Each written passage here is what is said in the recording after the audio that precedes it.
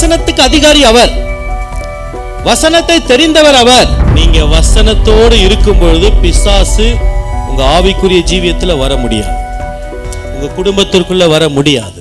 அதை பார்க்கும் பொழுதுதான் தெரிய வந்தது, ஏற்கனவே தெரிகிறது, இன்னும் அதிகமாக சபை எந்த நிலைமைக்குள்ளாக போய் கொண்டிருக்கிறது என்று சொல்லி. அல்லேலூயா. ஆண்டவர் சொன்னது போல கடைசி நாட்களில் நான் வரும் பொழுது விசுவாசத்தை காண்பேனோ.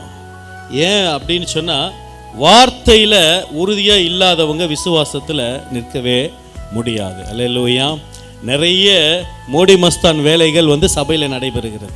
என்ன மோடி மஸ்தான் வேலை? அதை கண்டுபிடிக்கணும் அப்படின்னு சொன்னால் வசனம் தெரிஞ்சிருக்கணும். நல்லா யோசிச்சு பாருங்க.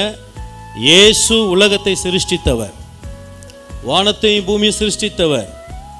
அவரிடத்தில் பிசாசானவன் சொல்லுகிறான், இந்த உலகம் எனக்கு கொடுக்கப்பட்டிருக்கிறது, நீ என்ன பண்ணி என்னை வணங்கினா நான் இதை உனக்கு தருவேன்.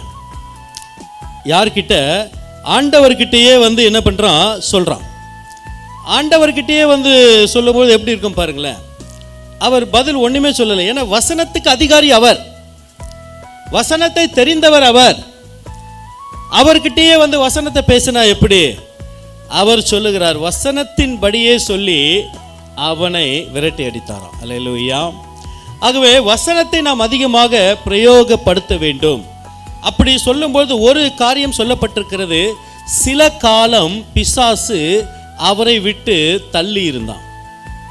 எப்படியா?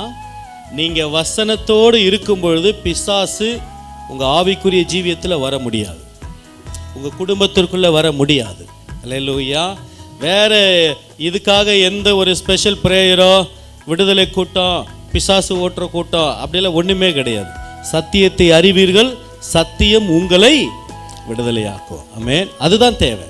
வசனத்தை என்ன பண்ண வேண்டும்? அறிந்து கொள்ள வேண்டும்.